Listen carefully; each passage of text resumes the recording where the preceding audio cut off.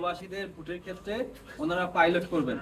তখন থেকে আমরা নাছোড়বান্দার মতো লেগে আছি যে না, আমাদের প্রবাসী যারা ভাই বোন আছে সবার ভোটাধিকার নিশ্চিত করতে হবে। পাইলট এনআইডি কার্ড আছে, তারা ভোট দিতে পারবেন।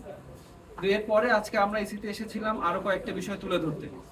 প্রথমত, এনআইডি কার্ড নাই এমন কিন্তু আমাদের অনেক প্রবাসী ভাই বোন আছেন যাদের পাসপোর্ট আছে।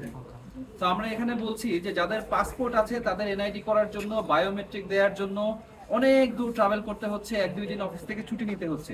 এই জন্য তাদের টাকা পয়সা যেমন খরচ হচ্ছে, ভোগান্তি হচ্ছে, ইলেকশন কমিশনেরও কিন্তু ওই বায়োমেট্রিক নিতে অর্থ খরচ হচ্ছে। এই জন্য আমরা ইলেকশন কমিশনকে আজকে বলেছি যে যাদের পাসপোর্ট আছে, যে পাসপোর্টে বায়োমেট্রিক রেজিস্ট্রেশন ছিল, আপনারা সেটা পাসপোর্ট থেকে পুল করে সেটার মাধ্যমে আপনারা এনআইডি করার ব্যবস্থা করেন। এটা আমাদের যে প্রবাসী ভাই বোনদের যাদের এনআইডি নাই কিন্তু পাসপোর্ট আছে, তাদের ভোট দিয়ে এটা সুবিধা হবে।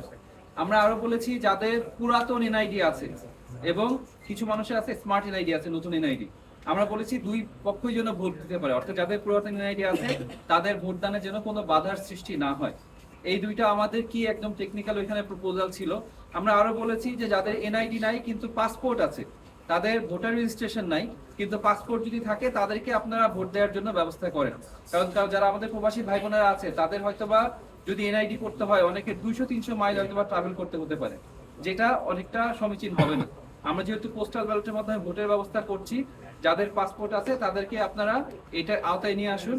আর যাদের পাসপোর্টে বায়োমেট্রিক রেজিস্ট্রেশন আছে সেটার মাধ্যমে যেন খুব কুইকলি ট্রাভেল না করে তারা এনআইডি তৈরি করতে পারে, সেই ব্যবস্থাটাও তাদের জন্য তৈরি করুন।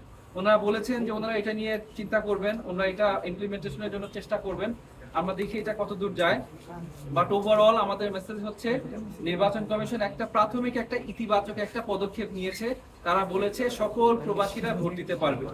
আমরা এতে খুশি, বাট একই সাথে আরো অনেকগুলো চ্যালেঞ্জ রয়ে গেছে, যে চ্যালেঞ্জগুলো নির্বাচন কমিশনকে মোকাবিলা করতে হবে এবং যেটা আমরা কয়েকটা নিয়ে আলোচনা করেছি, ভবিষ্যতে আমরা তাদের সাথে নিয়মিত এনগেজ করবো এই জিনিসগুলো ইমপ্রুভ করার জন্য।